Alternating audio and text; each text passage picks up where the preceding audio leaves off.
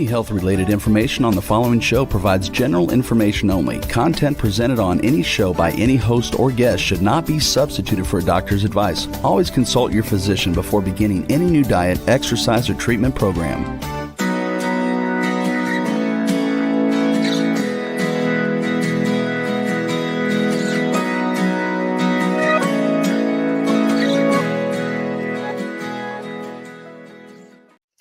Welcome to Accelerated Health TV and radio show. I'm your host, Sara Banta. I'm a health coach, natural supplement expert, and a busy mom of three. Make sure you hit the subscribe button below so you're notified every week with my new podcasts on Mondays and Tuesdays. And if you haven't already, join my free group coaching on Telegram with the link below. There's no downside. I teach you on a daily basis with tips and tools to enhance your health, and you will be a part of a like-minded group to support you on your journey, in addition to truly taking control of your health. My goal is to reach everyone on earth with eyes to see and ears to hear my message of healing. So help me with that goal. Share this podcast with a few of your friends who may need my help. I'm super excited about having Dr. Tracy Gapin back. He's a board-certified urologist, world-renowned men's health and performance expert, and the founder of the Gapin Institute, a global leader in high-performance health. Today, we are getting into optimizing health. Welcome, Tracy. How are you today? Hey, Sara. How are you? Great to be here. I'm super excited because a lot of times I'm talking about detoxing and just getting rid of the chronic health issues that people are having, which have just skyrocketed, right? But today we're talking about optimizing health, like taking it to the next level. But it's also going to be talking about some of the immune system issues that, you have to deal with all of these new chronic diseases. So it's a broad spectrum. And I always think of this being a new era of health where most people haven't heard of peptides, but now it's like, okay, what's the new thing? What can I do? So I first want to talk about why we even need it. Why are people searching for something new? And I know we've talked a lot about in the past on our other episode on the low levels of testosterone and the xenoestrogens and getting this imbalance of hormones, which has made a lot of men and women reach for peptides. So let's just give an overview of what has happened to society in the hormonal imbalances. Yeah, great question, Sara. So I think it's important to first recognize the epidemic that we're facing. We see in men that hormone levels have plummeted almost 50% over the last 20 to 30 years. And what I mean by that is not that as you age, your testosterone levels decline. We know that's obvious, but what I'm talking about is a 50-year-old guy today, for example, has a free testosterone level that's about half of what a 50-year-old guy had 20 years ago. And that's massive when it comes to not just sexual performance or building muscle, but energy and cognitive function and actually cardiovascular health and metabolism and even longevity is directly tied to testosterone levels. And so this brings us to this whole field of health optimization. I spent 20 plus years in traditional medicine where we were so focused on treating disease. And every patient I worked with had an ICD-10 code. It used to be ICD-9, now it's ICD-10 code, diagnosis code. And the diagnosis code was, what is your disease? What's your illness? What's your problem? And the answer would be a pharmaceutical or a procedure or surgery or something to fix that problem, to get you back to baseline, to normal, to know if it is a disease. And then we would stop and we're done and we'd celebrate success. Meanwhile, this testosterone epidemic is happening right under our nose because there's no focus on anything other than simply treating disease to get you back to baseline. And so when I coined the term high performance health, what I mean by that is, how do we optimize our health to get our mind and body to function at the highest level so you can be your absolute best again, is my tagline that we like to use, because no one's focusing on that, Sara. No one's focusing on it. How do I help you have better energy and focus? How do I help you burn fat and build muscle? How about just have better sex? And so all those quality of life factors matter, and people are starting to raise their hand and saying, I want that. And how can you help me? And so that's really this whole new sphere of health optimization. That's what it's really all about. And then you add in all of the new threats that are causing estrogen dominance. We've got radiation, and that has increased significantly. We've got the toxins, the GMOs, the glyphosate, the water. I love when you talk about the fact that men, you guys are taking birth control as well because you're drinking water, right? That's right. And I'm not on birth control, but I'm probably getting a little bit of it as well.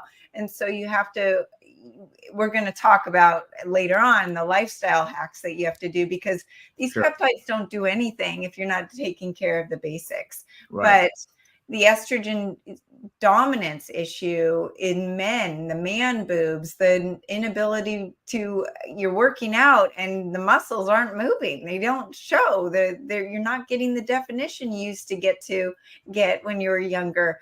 And I can tell you, as a 48-year-old, my energy, my vitality is better than it was in my 20s. So it's possible, you guys. It's possible to reverse it. My goal is to be able to rival my kids in whatever activities they're doing, and to have fun with them and not just be that old mom. And I know a lot of women go to the doctor and complain about the weight gain and the fatigue and the hair loss. And the doctor says, well, that's just part of aging. That's part of menopause. And that doesn't have to be the answer. So my husband goes to the gym and he goes, Sara, every single guy there is on steroids or injecting themselves with testosterone. And I don't want to do that because obviously the side effects. So these peptides are an alternative to that. Why don't we talk about the side effects of why you don't want to be doing the steroids or the testosterone injections possibly? So I'm going to counter you a little bit, Sarah. We're going to have a little fun here briefly. What I find when I work with men who are experiencing the negative consequences of testosterone, low testosterone, we talk about the different options, and we go through, there are really three ways of getting your testosterone back to where it needs to be. Okay. And that is number one, natural, which every guy should be doing. And that is number one, strength training. You have to be lifting heavy weights, big muscles, back muscles, core muscles, quads, hamstrings, the big muscles on a regular, consistent basis. Running on a treadmill, running long distances, cardiovascular aerobic exercise is great, but it's not going to boost testosterone levels. It's strength training. Reducing stress in your life, lowering cortisol, improving quality of sleep, getting the right micronutrients, getting the right macronutrients. All of these things matter when it comes to raising testosterone, but it may raise your free testosterone from a crummy 5 up to, let's say, 6.5, and you need to be at 20. Okay. So natural approaches, whatever you do, yes, you need that, but that's often not enough. Then there are ways that you can stimulate your own body to produce testosterone, such as peptides, which we'll dive into, I'm sure, which can help stimulate the pituitary to make more testosterone. We can use pharmaceuticals, HCG, which is human chorionic gonadotropin, commonly thought of in women. When you're pregnant, you're measuring your HCG levels. We can use HCG in men because it acts just like luteinizing hormone to stimulate the testicles to produce more testosterone. So HCG is a good pharmaceutical. And then medications like Clomid and Clomiphene, these are pharmaceuticals that, yes, they're drugs, but they're very effective at stimulating your body to produce testosterone the normal way it's supposed to. Okay. Some side effects of those: Clomid can cause some psychological issues, some mood problems, and that's why N-clomiphene came along as a cleaner drug for that purpose. So that's the second category: natural, stimulate your body, or give testosterone.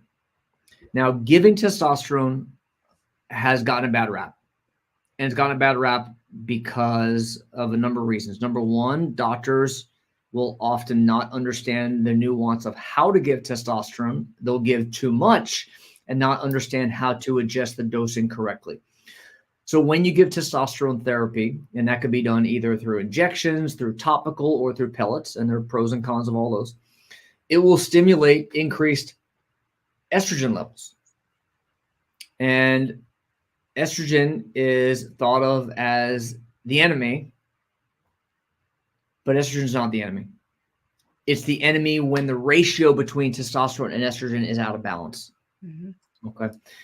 And so there's a lot of nuance there. So when you look at the side effects of testosterone therapy, lower extremity swelling, breast tenderness, breast enlargement, mood issues, tearful, crying, emotional kind of stuff, all of that is actually, in fact, tied to problems with correctly and appropriately managing estrogen levels.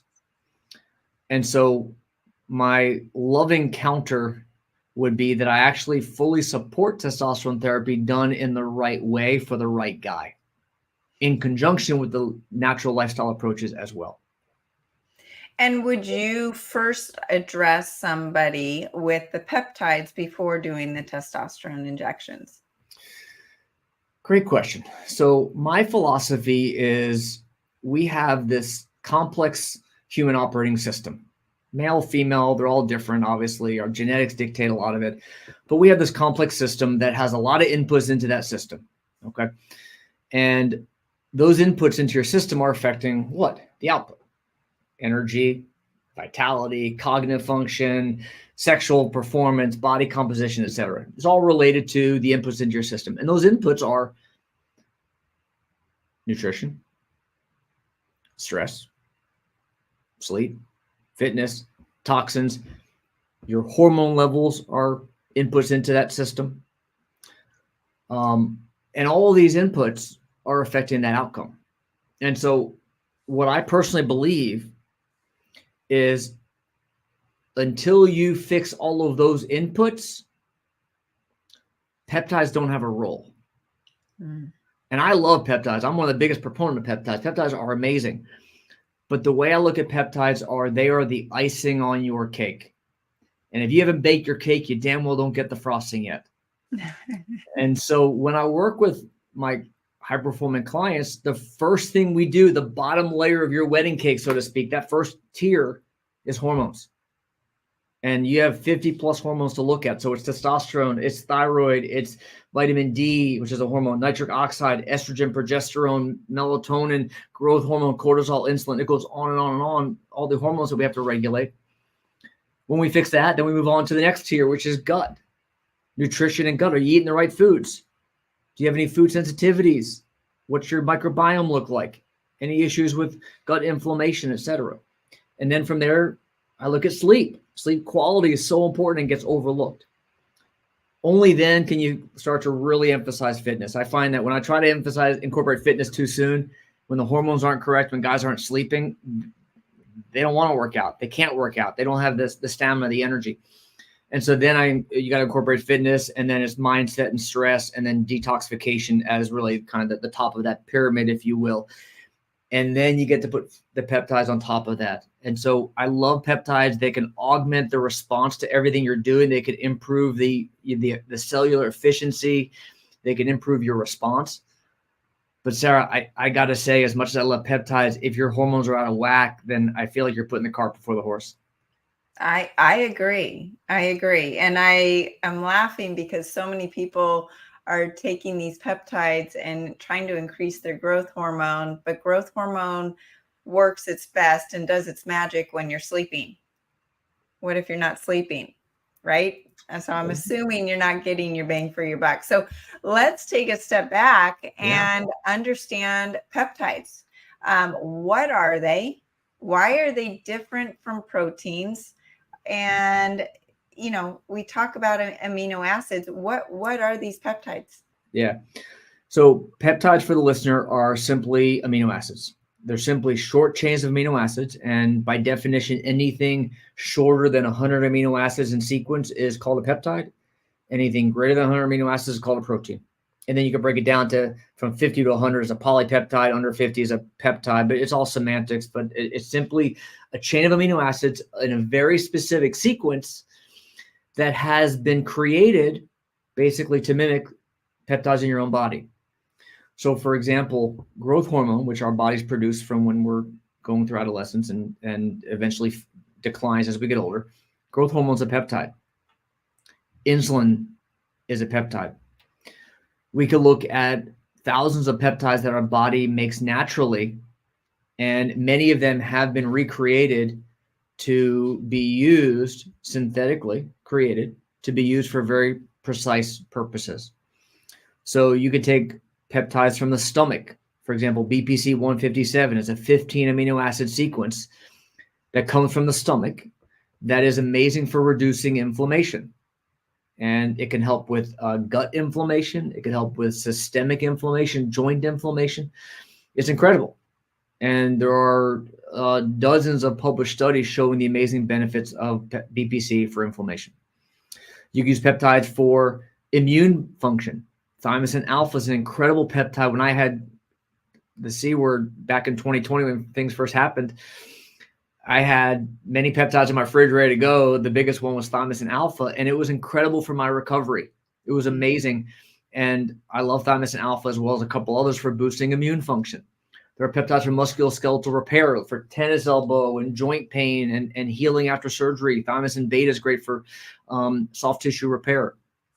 Peptides for cognitive function and memory and sleep and sexual performance and skin and anything you can think of. There is a peptide, and it's beautiful because they're not pharmaceuticals, they're not drugs, they're not run by big pharma. And so therefore they're all by definition generic in the sense that they're all simply chains of amino acids. And they have very few, if any, side effects because, again, they're isolated from our own bodies. They're signals that our body already recognizes just being used in a very precise manner.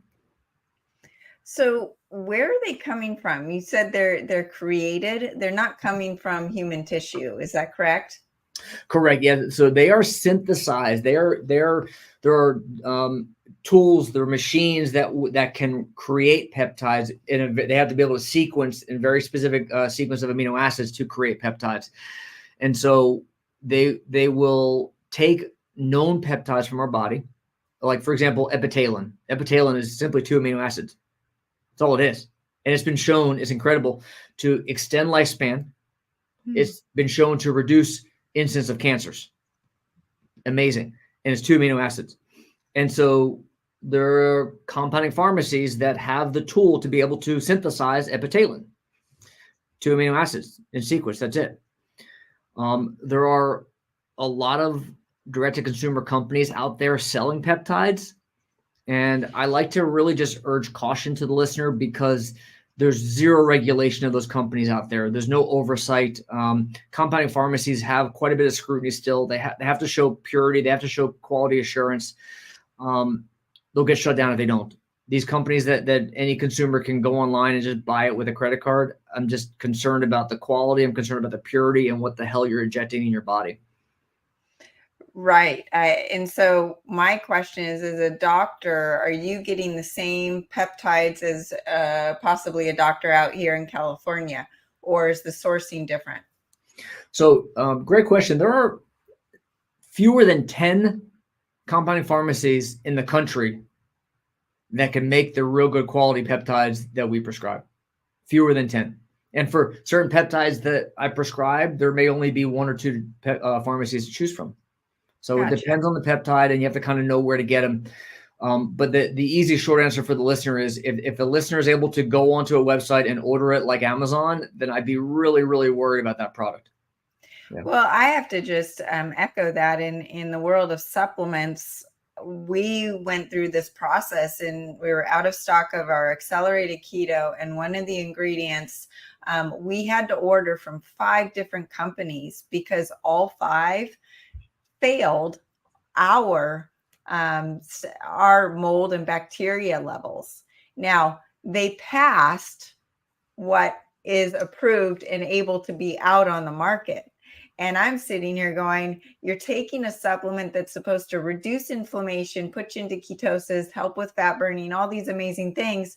But the bacteria and mold could possibly be causing inflammation and other health issues within your body. And that just shows that the level of quality has gone down, I believe, over the last 3 years because of increased inflation and costs. And these companies are cutting, trying to save Cutting with corners, yeah. profit. Yeah. Right. I'm with you. Yeah.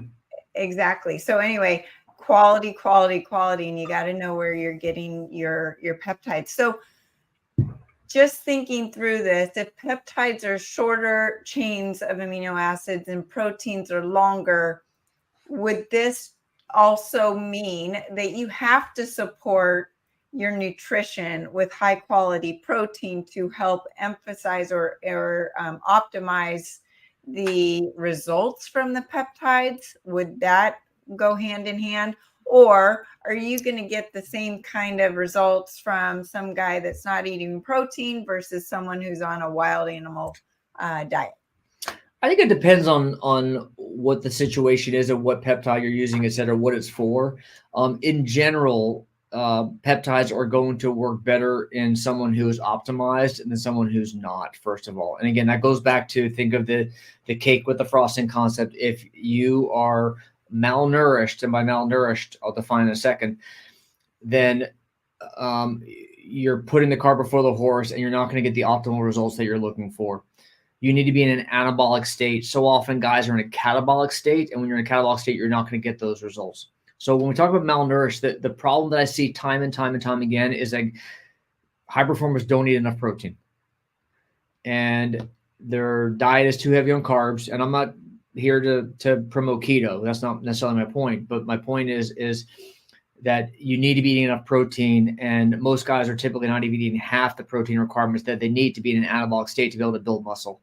They're not doing enough strength training. They're not eating enough protein. They're not getting the micronutrients they need. They're not sleeping well enough, and they're trying to take a peptide to fix all that. And that's just the wrong way to go about it. Yeah, I agree. So let's get into the different options, the different peptides. Yeah. What their benefits are. You mentioned a couple things, but I want to get into which ones do what. Sure. So somebody to choose from. Where do you want me to go? Is there a certain direction we start with? Well, let's start with body composition. So many men out there are wanting to build muscle and lose that body fat and feel good again. So the first one that always comes to mind when you think of body composition are the growth hormone peptides that you mentioned earlier. And typically they come in combination. So there are the growth hormone releasing hormones, peptides. Those are like CJC 1295, tesamorelin are two of the more common ones. Sermorelin falls in that category as well. And then there are the growth hormone releasing peptides, or GHRPs. And those are GHRP2, GHRP6, hexamorelin, ipamorelin is a common one that people hear about as well. And so what you'll find is oftentimes we'll combine those two categories together, and they have a very synergistic effect when it comes to boosting growth hormone production. The first group, so let's say you're doing CJC ipamorelin combination, for example. The CJC is acting like growth hormone releasing hormone, GHRH. And what that does is two things. Number one, it tells the pituitary, hey, make more growth hormone. But number two, growth hormone releasing hormone, GHRH, also has benefits systemically as well. That when you take growth hormone exogenously, it turns that off. Mm-hmm. And that's not a good thing, that you're turning off the signal that your body actually recognizing for more than just growth hormone production. So GHRH goes to the pituitary, tells it to make more growth hormone, but it also goes throughout the body and goes to muscle and helps you burn fat, and goes to the liver and goes else to your bone and brain. And so GHRH is incredibly important. And so CJC 1295 serves that purpose. The second half of that combination, ipamorelin, the GHRP, will block somatostatin. Now, somatostatin is another hormone that actually turns off growth hormone. Somatostatin is like the brakes, if you will. What the GHRPs do is actually block the brakes. They block somatostatin to help CJC 1295 or tesamorelin come in and really do a better job, a more efficient job of boosting growth hormone. So that's why that combination is so powerful. So typically you'll hear about CJC ipamorelin or tesamorelin by itself, or tesamorelin with ipamorelin. Those are all great ways to boost growth hormone. while also preserving GHRH production above that from the hypothalamus as well. Go ahead. Yeah, so growth hormone peptides, the benefits there, number one is going to be a very anabolic effect. It's going to help with building muscle. It's going to help with burning fat. It has a great effect on sleep, so it does help with deep sleep. As you mentioned, peak growth hormone levels are typically in the evening. It has a repair and restore effect, so it's great for really exercise recovery. It can cause weight gain. It can cause fluid retention in some people temporarily, especially women will tend to get fluid retention with CJC 1295 ipamorelin combination, maybe 10-20% or so. So those are growth hormone peptides. For building muscle, other ones we like are MOD-SC. MOD-SC is a mitochondrial peptide. The mitochondria are the organelles in your cells that help produce ATP energy that's needed for ultimately building muscle. So MOD-SC is a great one. When it comes to burning fat, you can look at the peptides like tesofensine, which is a great is an oral peptide, which is pretty rare, which is good for suppressing appetite. Amlexinox TTA is a great peptide combination for glucose regulation, blood sugar regulation, as well as suppressing appetite. Semaglutide is worth discussing briefly. Semaglutide has gotten a ton of attention, right? And there's been a lot of noise out there about it, a lot of criticism of it. All these people are bashing it. Semaglutide has 3 different mechanisms of action. Semaglutide will, number one, suppress appetite in the brain, so it's going to make you not as hungry. Number 2, it's going to work at the level of the stomach to make you feel fuller quicker. It stimulates the ghrelin receptor. Ghrelin is what makes you feel full. And so it makes you feel fuller quicker, so you don't eat as much again. And number 3, it works at the pancreas to increase production of insulin. And insulin's important, obviously, for regulating blood sugar. It helps get get glucose out of the bloodstream into the cell, and so it's going to help regulate blood sugar better. And so those 3 mechanisms make semaglutide a great way to burn fat, lose weight, specifically with fat. Now, the criticism of semaglutide is that you will lose muscle. Well, if you do nothing but semaglutide alone, I 100% agree. And this is, again, cart before the horse, trying to use a peptide in replace of what you should be doing. And that is proper nutrition, protein intake, strength training, getting the sleep that you need. When you do all those things properly, semaglutide is going to be a nice adjunct. It's going to be the icing on that cake. And this is what's lost sometimes, where the general public is out there looking for, where can I buy semaglutide? And that is the wrong approach. That's when you hear all the negative stories about sema. That's what they're talking about. Yeah. And, if you go on any diet and you lose weight and you're not working out, you're going to lose muscle, guys. Exactly. It's amazing, right? Exactly. Yeah. So there's 2 ways to think about burning fat. One way is you think of starving yourself, turning off the engine so that your body wastes away, and you'll lose weight that way, but you're going to be losing muscle as well. The key is you don't want to be in that catabolic breakdown state. You want to be in an anabolic state where you're providing your body the resources it needs, the molecules, the building blocks it needs to build muscle in a very anabolic environment, so that while you're sleeping, what's that muscle going to be doing? It's going to be using up energy. It's going to be burning fat. It's like compounding interest while you're sleeping. And so that's why it's so important that you're eating enough to support the anabolic state of building muscle so that you can burn fat while you sleep. do any of these have an effect on thyroid function and ramping up the metabolism? Yes, everything is tightly interwoven and connected together. One of the biggest things that can affect thyroid is another hormone called cortisol. Cortisol are stress hormone, and cortisol crushes thyroid production by affecting the pituitary. Cortisol crushes growth hormone production by affecting the pituitary. Cortisol affects testosterone production, again, at the level of pituitary. So what happens is cortisol is crushing normal hormone production, And those hormones are all like a symphony. They're all connected together and they're all related. So yes, they're all interwoven. When I see men and women with low hormone levels, specifically testosterone, it's almost always associated with at least a subclinical depressed thyroid level as well. Right. I would agree with that. So Yeah. you're saying that the peptides actually work on regulating cortisol?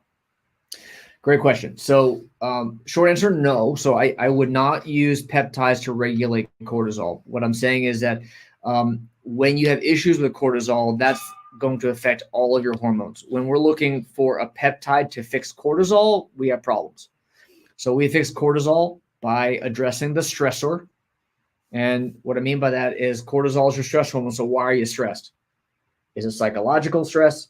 Is it nutritional stress? Is it gut health issues? Is it micronutrients? Is it toxins? Is it infections? What is the stressor that's causing that rise in cortisol? And so what I like to emphasize is finding their functional medicine docs use root cause. What is the source? What's the etiology of that trigger, and addressing that?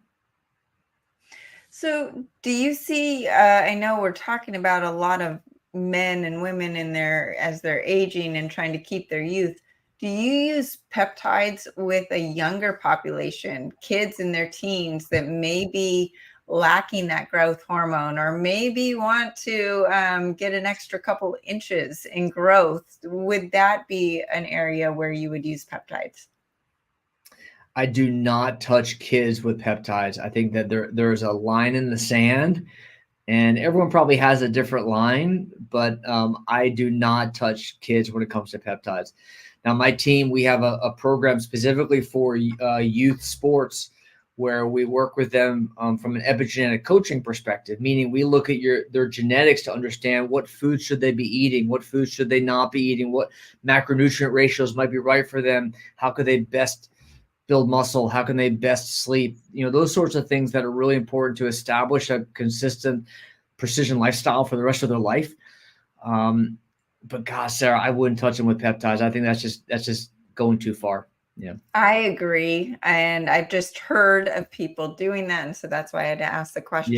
Yeah. That's scary to me. I don't know. I feel like you're going too far. Okay. So we talked about body composition. What about hair, skin, and some of the other areas where peptides are used? So the growth hormone peptides, and we didn't get very far beyond that category of peptides, talk about other peptides, but the growth hormone ones do have some benefit for skin, hair, and nails as well. GHK copper is another copper-based peptide that's actually really interesting for skin as well from the aesthetics perspective. And then we see a lot of men and some women, menopausal women, who have issues with hair loss, and peptides like PTDDBM, 6 letters with a hyphen in the middle. It's actually a dropper that you'll microneedle and you can put on your scalp and apply it. And I have seen some pretty good results with that as well. But again, I'll come back to systems approach, understand that it's often thyroid issues or cortisol or some other micronutrient issues underlying that you need to correct and address as well. The peptides can just augment your approach to that. Okay, so we talked about the growth hormone. What are the other options for peptides? So there are peptides as it relates to musculoskeletal repair. I mentioned thymosin beta is a great one. It's an injectable peptide that you can inject sub-Q, or you can do even sub-Q right near the joint. I mentioned my story often. I had tennis elbow pretty bad, and I used thymosin beta and BPC injectable, both of them combined, sub-Q right there over the elbow, and incredible for improving recovery after my surgery. So I love both of those. BPC can be given orally for gut inflammation, gut issues. Great story with that is anecdotally, this is maybe 5-6 years ago. One of my clients had really bad reflux and stomach complaints. Started him on BPC orally, and a month later he came back and I asked him how his gut symptoms were, and he's like, "What are you talking about? What do you mean? Like, remember your reflux, your pain?" Like, what? Like, he was confused. Like, he forgot about it. That's how quickly, it was ridiculously how fast it went away. That's not the norm, but So BPC oral is great for the gut. Injectable is great for joints, musculoskeletal, systemic sort of inflammation. Thymosin beta as well. Thymosin alpha I mentioned for immune function already previously. There are peptides for anxiety, depression, mood, like C-Link and C-Max. Those are either injectable or nasal spray, which is attractive route of administration there. A lot of couples like the arousal ones. So there's melanotan 2 is a great one that's used for sexual arousal. PT141 is a close derivative of that as well, and that could be used for both men or women to help with sexual arousal. Epitalin, I mentioned, is for longevity. MADA-C for mitochondrial function. Gosh, it goes on and on and on. Yeah, what it comes down to, I feel, is identifying what your goals are and how could you use peptides to augment everything else you're doing. I do this so often where I start listing off peptide after peptide and people start to think of it as a commodity. And I want to emphasize that this is precision medicine. This is using, peptides are very specifically sequenced molecules that are having a physiologic effect, and you have to look at it from a systems perspective and understanding how it's affecting everything and not think, take this for that, take this for that. It's putting all the pieces together that I think is just so important to emphasize. I 1,000% agree. And I say all the time, supplements and these cutting edge devices that I talk about, they mean nothing if you're not doing what you're supposed to be doing in the kitchen, in the gym, outside with your sleep. That's right. Cortisol is a big factor that most people are dealing with, and they want to take a pill to control that. And that's why I asked the question about cortisol. Yeah. But unfortunately, you've got to figure out how to manage your stress and it's perceived stress, right? How do you perceive your stress? I always tell my kids, you're going to have challenges and you're going to get through it. It's whether you see it as a 1 or a 10. In whatever it is, right? And when you see it as a 1, the cortisol is going to stay in a managed position. Whereas if you see everything that blows up in your world as a 10, all of this stuff doesn't matter and it won't do you any good because that cortisol is going to get you. Okay, so the different ways you can inject oral, topical, you touched on it a little bit, but are there benefits to each method of administration, or does it just depend on the different peptide and the goal? Yeah, and I want to get back to stress in a second, but I want to answer your question. It really depends on the peptide that you're using and what your ultimate goal is. Some peptides have different routes of administration available. Like, for example, C-Link injectable and C-Link nasal spray have fairly similar functions. I find the injectable is a little more effective than C-Link nasal spray. But C-Link injectable has some extra benefits that the nasal spray doesn't have, which may be the reason for that. We mentioned BPC already. Most peptides in general, though, will have just one single route of administration. Okay. Now you wanted to talk about stress, and one question as I was thinking about it, are any of these peptides going to lower perceived stress so that your cortisol will indirectly lower? As you're playing around with growth hormone and testosterone, is there a connection there? I suppose indirectly, if you could help someone with their anxiety and their mood and all that, then perhaps they might indirectly benefit that, I guess. You remind me of the Sapolsky book. Was it Zebras Don't Have Ulcers, I think it's called? Oh, yeah. And the point of the book is we're the only species that can actually have physiologic effects from our thought. So you think of all the anxiety and the stress, or anxiety, and I shouldn't say stress, anxiety and other mental illness that you have purely as a result of your own thought about things that haven't even freaking happened. You're getting all worked up over something that may happen. It hasn't even happened.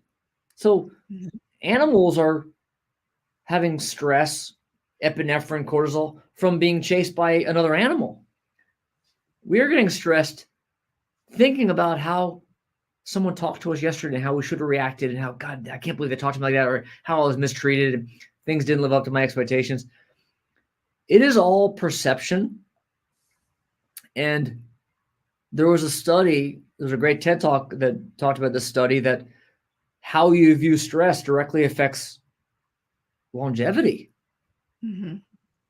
You know what I'm talking about? There was a study that showed that people who thought stress was harmful to their health died faster than those who did not think stress was harmful to their health. So purely how you thought about stress affected survival. When you put it that way, it's absolutely crazy. Yeah. So a lot of it, to answer your question, I don't rely on peptides for that, Sara. I look at coaching. I have functional medicine trained coaches that I rely on to help me with this, is work with clients on the mental side, the cognitive, the psychological side of things, because that's what's so important. What's the work-life balance? So many of the high performers I see, they're working 16 hours a day. There's no balance in the life. They don't, what do you do for fun? Well, I work. What do you, that's not fun. What do you do? No, I love my job. Bullshit. What do you do for fun? It's making that time in your life for the things that really bring you joy, and finding purpose in your life, and being surrounded by loved ones, and creating that balance that is lost in today's society. Well, and that's the problem, is we are so off track with our natural human behavior that we don't even know that it's abnormal. It's just like the food supply and the processed food. 67% of children's diet is processed food. They don't even know that that's not real food, right? And because it's normalized, and it's normal to say, I have anxiety. Like, that's a normal thing that most people can just roll off their tongue. When I was younger, you'd be embarrassed to say that you had depression or anxiety. Not that that's a good thing that you were embarrassed, but it was not just a regular thing. Sometimes, you're supposed to get butterflies before you take that math test, right? That's a normal thing. That's not right. Anxiety. Butterflies tell you you're supposed to do something special. And so it's this really altered way of looking at stress. And that's why I talk to my kids about, when there's a challenge, it's like, okay, good. I can't wait to see what lesson I learn and what muscles I'm strengthening through this challenge, and how I grow through the other side. So it's the way you see your life. It's the way you see your stressors. And a lot of that also is, if you have anxiety and high perceived stress, it might be because your gut's messed up and you're eating the wrong food. So I want to, we've just got a few minutes left.